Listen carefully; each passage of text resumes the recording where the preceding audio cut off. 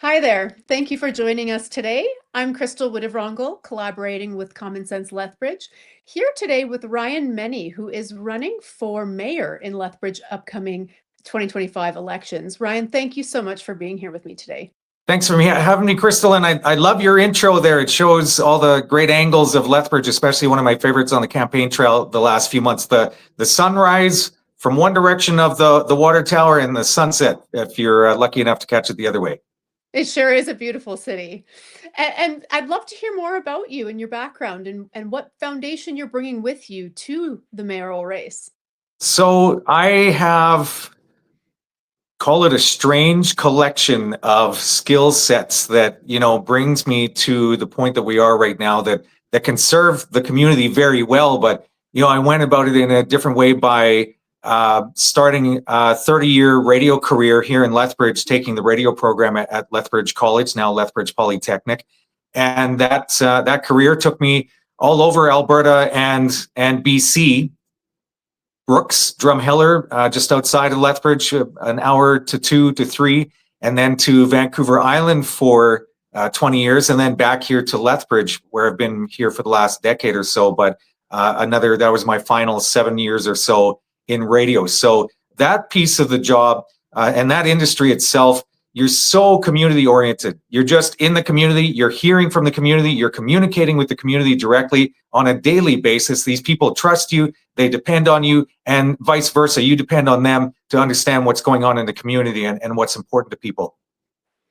My path in that career took me to Campbell River and, loved that community. I've still got so many great friends there, family as well. That's where I met my wife. We had the first 2 of our 3 kids before coming back to Alberta. So we had a real true connection with that community, besides the fact that I was on the air there for 16 years. And it was after doing radio for 10 that I realized, I'd been in the Cubs and Scouts program as a kid doing community service. I was an air cadet here in Lethbridge.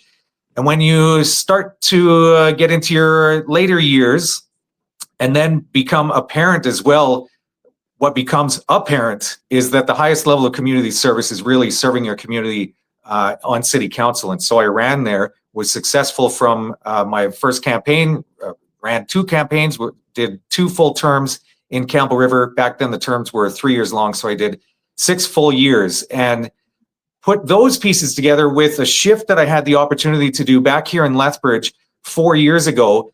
I joined the team at Lethbridge Polytechnic, was part of LC Extension. We were very involved in being a revenue generator for Lethbridge College and then the Polytechnic. But really our function was to serve local businesses and individuals. My job was as a project facilitator to upskill and reskill people, but specifically get to know businesses in the community, find out their pain points, really watch the data to see what industries were doing well, which ones were having challenges, and then offer training solutions for them and oversee that entire process. So that got me into the economic development side of things, besides my council experience and 6 budget cycles and really being aware of what was going on in our community on the island. Here in Lethbridge, it was the last 4 years getting to know the business community and helping find them solutions. Well, it sounds like you're very embedded in the community then. So what are you hearing are the top priorities for Lethbridge in this election? When I started campaigning, I'll say it wasn't just based on my own personal reasons, but I was living the life directly as a family of 5. My wife and I both work. We have 3 great kids, and we were finding Lethbridge in the last couple of years becoming unaffordable. And paying attention to that and watching, where are these unsustainable tax increases coming from? What is happening? How is this happening? A community that, a few years ago, I was Lethbridge's biggest champion, and I still am, but I championed it in a way that's harder now. I had friends in BC who would say, we're looking at relocating. We're finding British Columbia becoming too unaffordable. Where should we go? And I would be the loudest champion to say, you're missing out. Lethbridge is a fantastic community. Our park systems are great. We have a great art scene here, great sports teams. It's such a vibrant community. And we got low house prices. Come on down. And I encouraged several different families over the last couple of years to move here. Mhm. Unfortunately, they're feeling the same thing. And so knocking at the doors, the first issue and challenge was, how is this current administration expecting the average family to afford these radical price increases on our property taxes? It Mhm. literally has come to the point that it's unsustainable. And that was the first fight that I was willing to use my set of experience to go on behalf of this community, not just families, but people on fixed incomes, young Mhm. students who have found a way to, fund their education in post-secondary, but living is tight, and this makes it even harder. But even more so, our seniors who we know are on fixed incomes, they're retired. There's nothing radical changing in their financial picture. How are we taking care of those people, especially the people that have been here for decades, who helped shape this community, and now they can't afford to live here? So Mhm. that was a key piece. And then when I started running, we got into the bigger challenges. It was really looking at Lethbridge.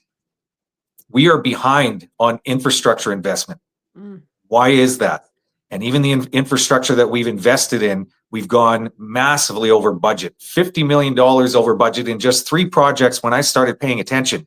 And I've done my best in the last 5 months for what hasn't been in the media to share with the community of, this is where your tax dollars went. They went to budget Mm. overruns.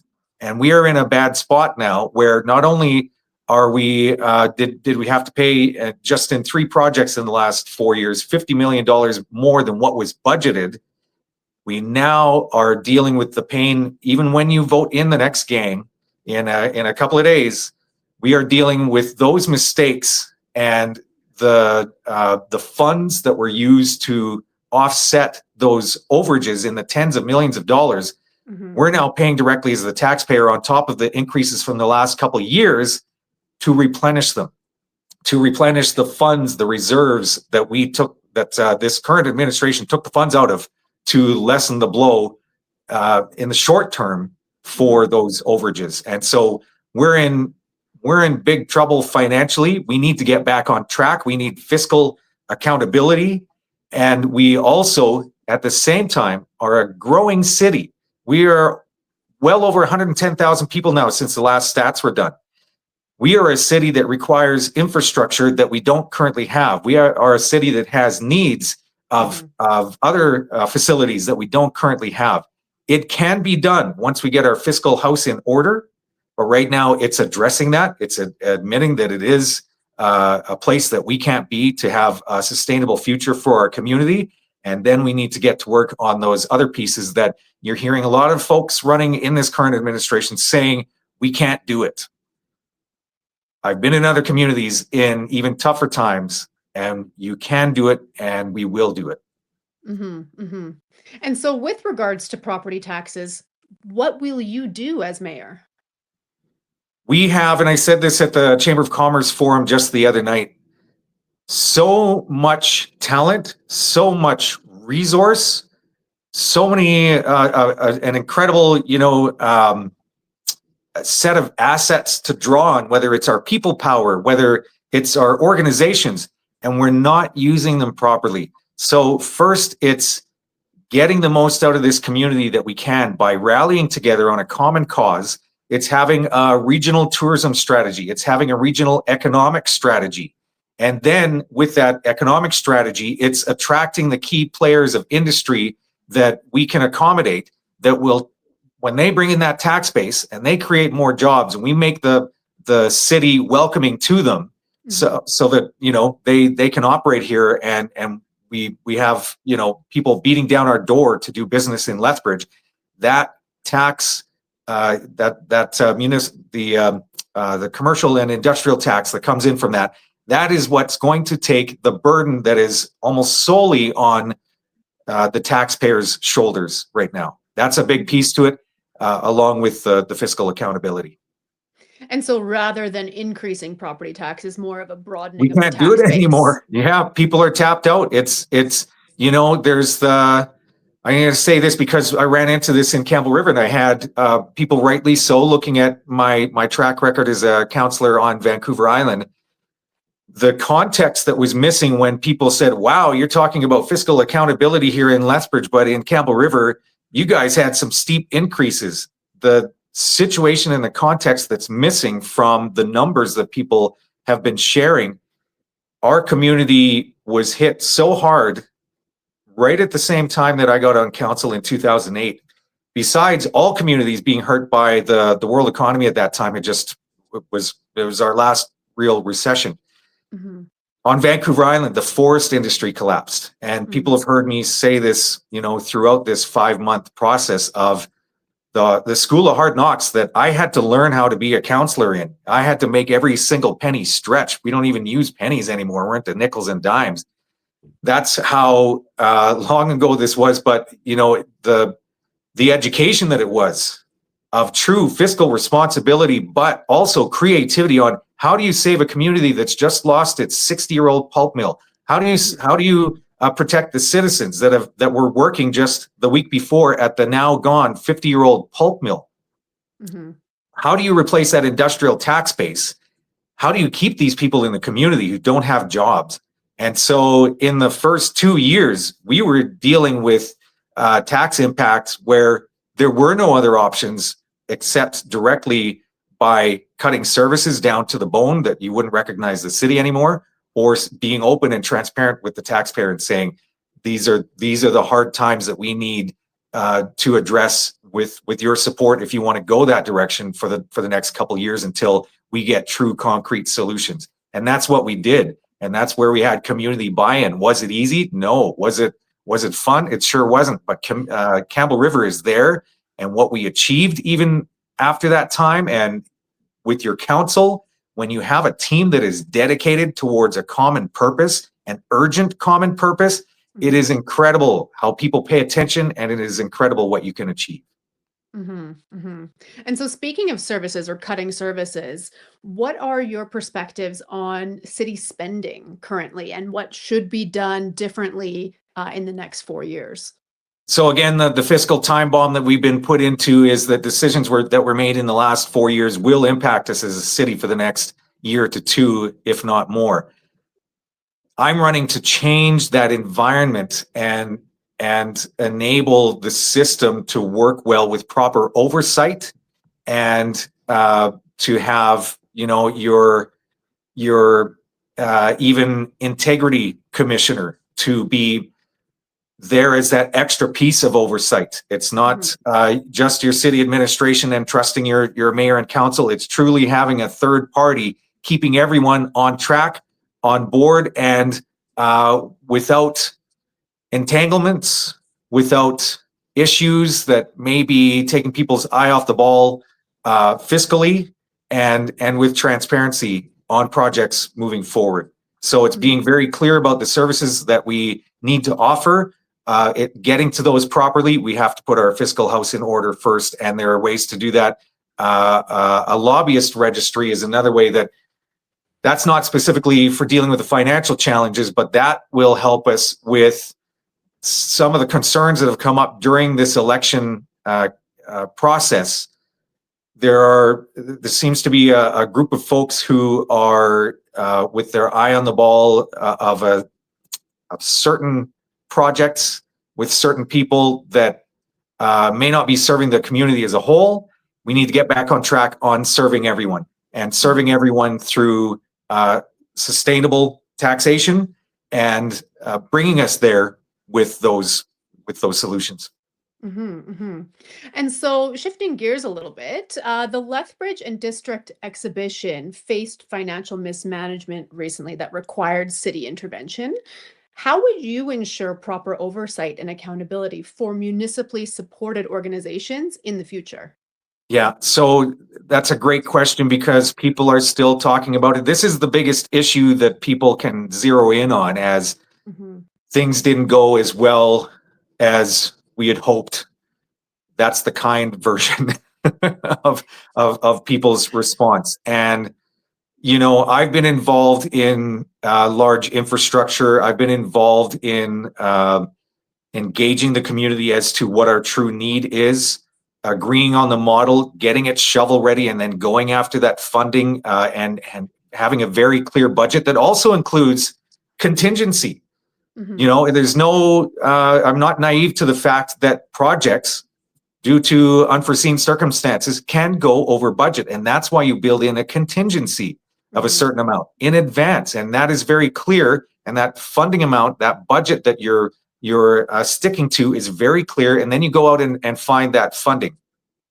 And we were able to do that on Vancouver Island by serving two communities, two areas with the Comox Strathcona Hospital region that included many regional districts like our counties and then the municipalities in there, Comox, Courtenay, Campbell River, with two hospitals. And that was Mhm. a process that had, again, that clear engagement, the clear purpose, the clear funding model, and the clear budget that we had to Mhm. stick to. What got lost in our situation here was the proper oversight. Mm. And so uh, accountability ultimately goes back to city council, mayor and council, and administration. And the information that they were getting from their one employee, the city manager, and council. But the buck stops with your community leaders. They are the ones who need that continual flow of information to stay on track.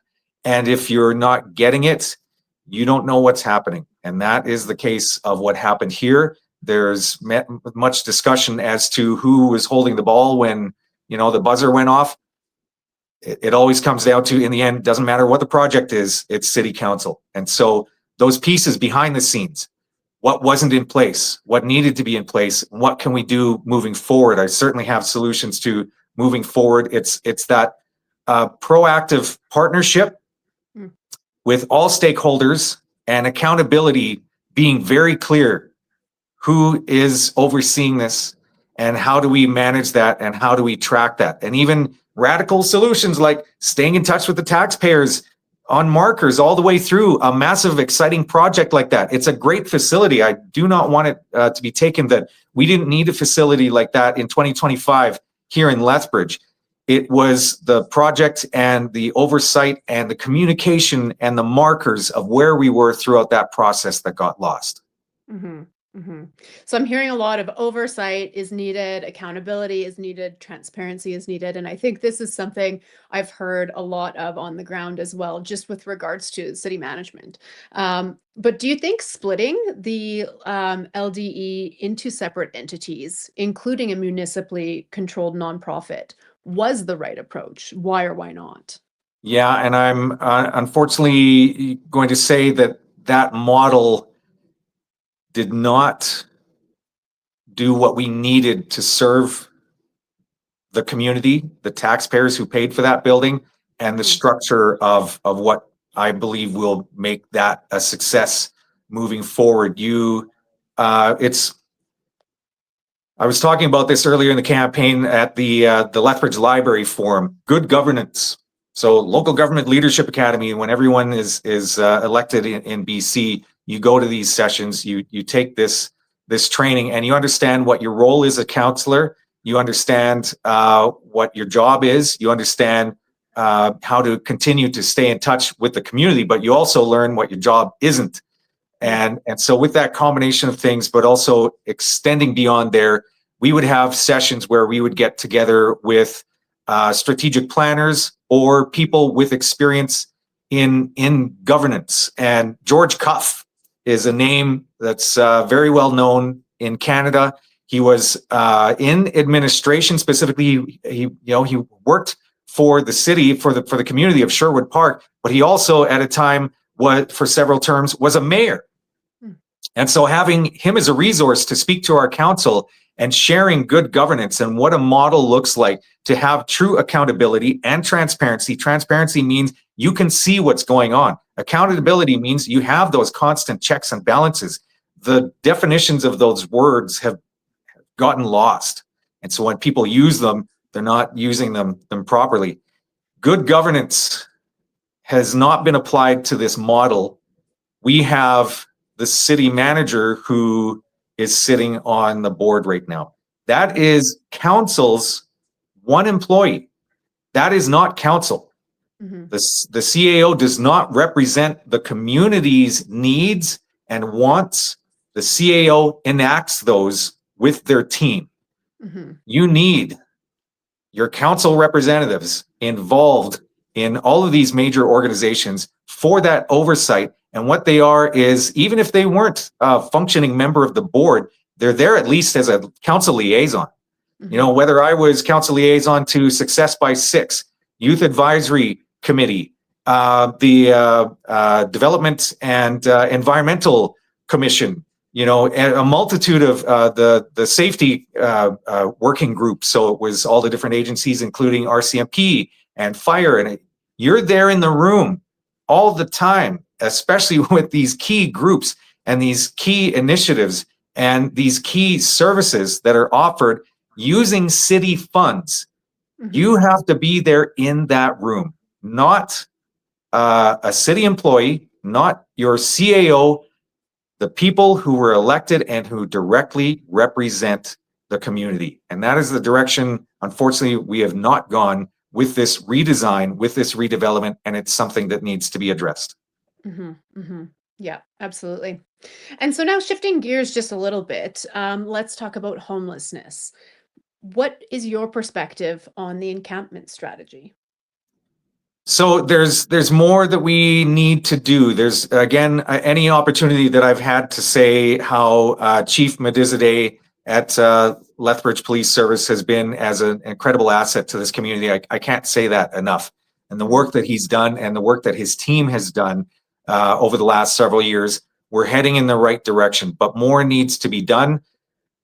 Any event that I've done in the downtown core in the last couple of weeks, you have people literally on the sidewalk. You literally have an encampment tent set up in the park space, the running track right beside the Lethbridge Senior Center, where I spoke to folks at a candidate meet and greet yesterday. This is broad daylight. This is an issue that hasn't gone away.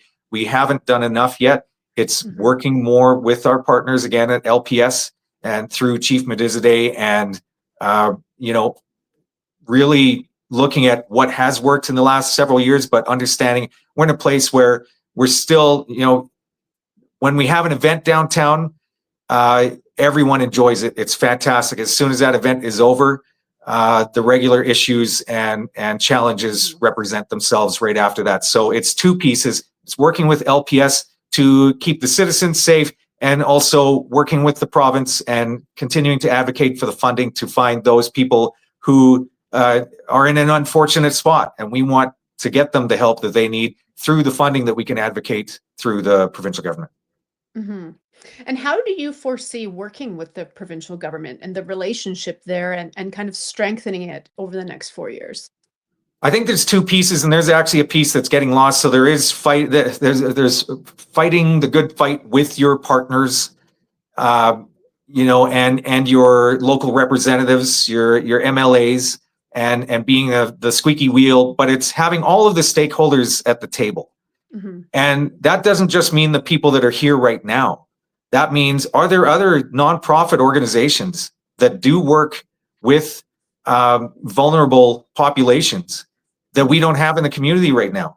And how do we tap into the expertise of the people that we do have right now and also search out these other partners to Mhm. make true strides forward? And again, it's going back to the key piece. It's not just LPS, it's not just funding from the government.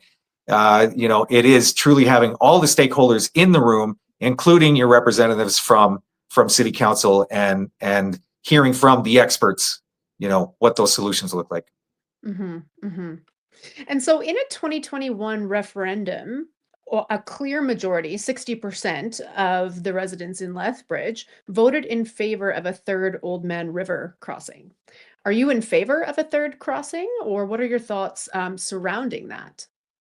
And that's a good question. And that question really didn't pop up until halfway through this campaign period, and really is something that I started to, I knew of the ask from 4 years ago that hadn't been addressed. I'm a West Mhm. Sider. I live that life. I've been working on the South Side at Lethbridge Polytechnic for 4 years. When I was at the radio station, I was working downtown using that Whoop Up Drive bridge every day, once in a while using the highway, and seeing the challenges that created when we've grown so much as a city. That Mhm. Whoop Up Drive Bridge was put in late 70s, early 80s. We're twice the size of city now. Yeah. It's not just a bridge discussion. It's an infrastructure for a growing city topic. You can't just say we can't do it. You can't just say it's too expensive. You can't just say to any of these things that we need as a growing community of any kind of infrastructure, including, yes, the non-negotiable third bridge. Really, it's only the city's second bridge that we're talking about. The other bridge is highway infrastructure with the province.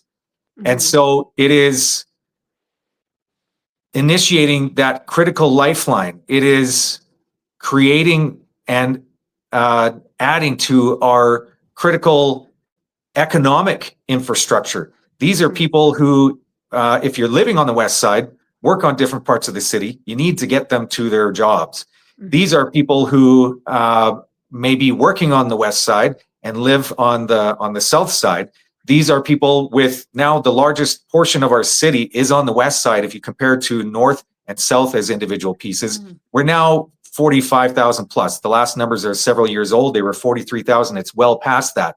This is a critical emergency lifeline to our only hospital on the south side.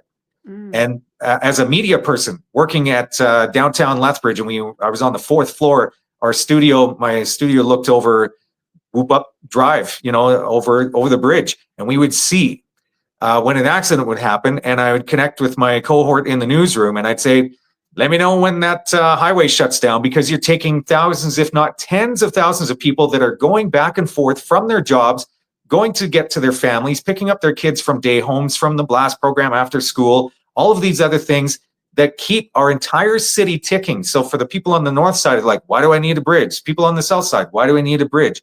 This is a key part of our economy and, the economic engine that makes Lethbridge thrive, along with the safety corridor that it is, and it keeps us connected as a community. You have these people there that they need it, and we need it as a community. The funding can be done. This is not should we do it, when will we do it? No, it's an example of infrastructure that when there is the community need directly, you get the shovel-ready plan, you do the community engagement as to the best model, and then you go out, you get the plan done, and that's when you fight for those funds. We can do this, modeling in a way that it benefits the province, because when you've got those tens of thousands of people clogging up the province's artery, Highway 3, that is cross-Canada traffic, and our agri-food hub corridor, and our supplies that we manufacture so much here in Lethbridge, and it has to get to other parts of the country. You've shut that down. That's now in the best economic interests of the province and the country, that we will rally behind and make that happen with their support. So there are many, many interconnected consequences of not having this Correct. Crossing. It sounds like Yes. that perhaps, the average person might not consider. And, this is news to me, so it's definitely very interesting. And again, in the 2021 referendum, 55% of the residents in Lethbridge voted in favor of implementing a ward system for municipal elections. Would you support something like this in the implementation of a ward system, or would you keep the current system as it stands today? Ward system, 100%. And I'll give you two issues that have come up with this issue and question that you've presented.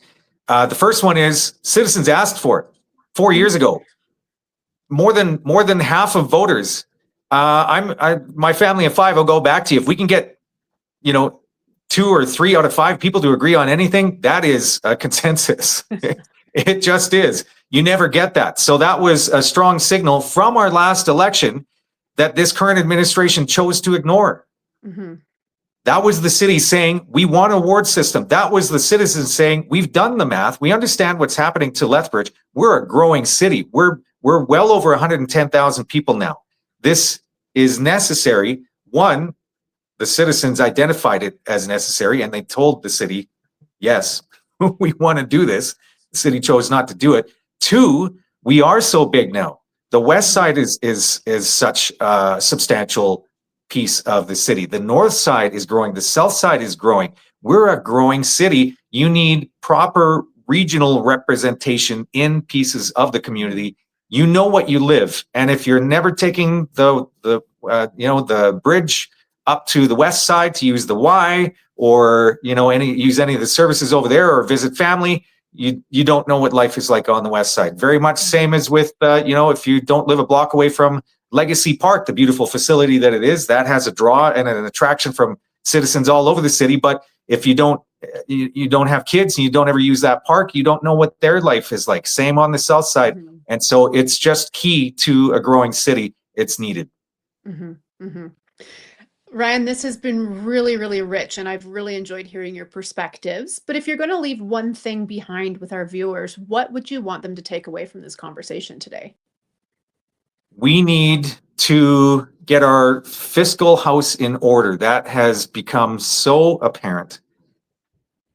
At the forum that I was at, again, the Chamber of Commerce, some other folks on stage said, "We're not a dying city, regardless of what you're hearing. We're not dying." That was using the wrong terminology that I certainly have never used. I am Lethbridge's biggest champion. Mm-hmm. I love Lethbridge, grew up here, brought my family back here after my career brought me to other communities, brought my experience back here to serve this community. I was meant to, in all stages of life, serve Lethbridge and its citizens in many different capacities. Don't let anyone else switch the narrative that what I'm coming forward with as solutions to very real problems, including, and I didn't even get to this, the 4,300 people that are out of work in the manufacturing sector that no one has been paying attention to, that I've been talking about since May with economic development Lethbridge numbers, and went from 1,800 in May to a nosedive to 4,300 now. Those are families. That's, multiplied by 15, 16, 17,000 people total who are hurting and impacted. When someone wants to switch the narrative and say everything's fine, everything's all fine, we're not dying. Whoever says that, they're selling you a load of goods. What we are is hurting. Yeah. The taxpayer, the people out of work, the people on the street who need assistance. The 40% extra demand at the food bank just last month over last year. These are all direct warnings. These are all red flags or indicators that we're in a bad spot right now, going the direction that we are. So I sum up, we can do better. We are a growing community. Get excited about being a resident of Lethbridge. Get excited about the people who want to be the conduit of your great ideas, your skill set, and your desire to make Lethbridge such an incredible place to live now, 10 years, 25 years into the future. Mm-hmm. Mm-hmm. Well, thank you so much, Ryan. This has been really great. And thank you to our viewers. And I'll just leave behind one thought of my own, which is to please stay engaged. And if you're not as informed as you'd like to be, get informed.